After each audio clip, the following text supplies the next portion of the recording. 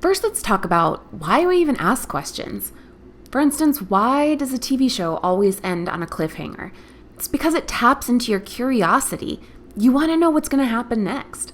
And tapping into this innate human curiosity is one of the best motivators for learning.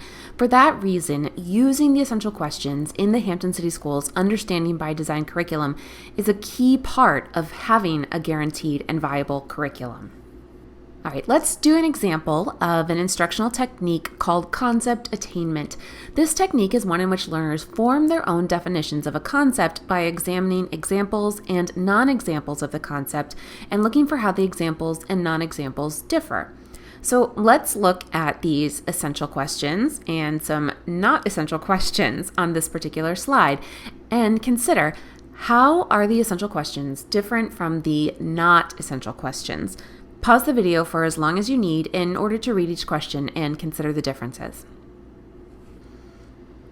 Let's take a look at the defining characteristics of strong essential questions. How many of these defining characteristics did you notice?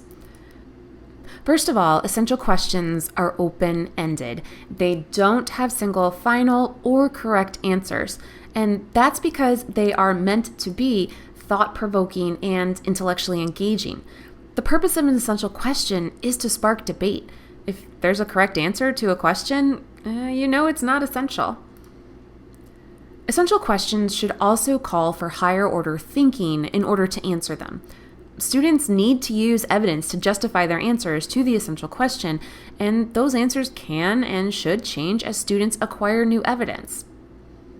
Essential questions should also point toward transferable ideas. An overarching essential question should not apply to one content area alone. We should be able to use essential questions to make connections between content areas, grade levels, and school and real life. The best essential questions actually require more questions in order to find an answer. For instance, consider one of the questions on the previous page. Is there ever a just war? To answer this essential question, well, we would first need to ask ourselves, what is justice? Who defines justice? What role does perspective play in determining whether something is just? As we said previously, answering an essential question requires support and justification. After students answer an essential question, teachers should be able to ask the students, well, why do you think that? And students will need to articulate their thoughts. And one of the most important characteristics of essential questions is that they recur over time. We can and should be able to ask essential questions over and over throughout our lives and come up with different answers based upon the circumstances and/or new evidence. For instance, one of the questions on the previous slide was, what is a true friend? The answer that people have at age 5 may be vastly different than the one they have at age 13.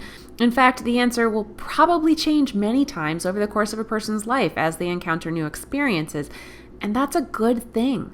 Students should be able to look back at how they used to answer a question and compare it to how they now answer the question and see how their thoughts have evolved. Now, these first 7 characteristics come directly from the work of Grant Wiggins and Jay McTighe in their Understanding by Design 2nd edition book.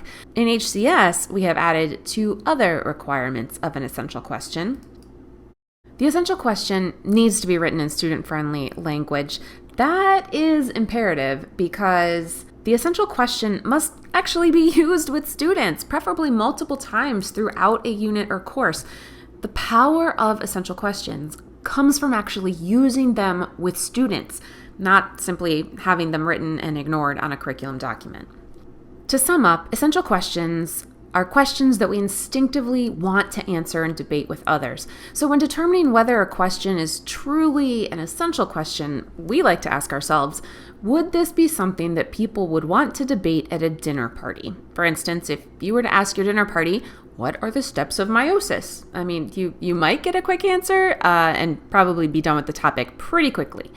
But if you were to ask a question like, which is more important in determining a person's personality, nature or nurture, you're far more likely to get a lively discussion.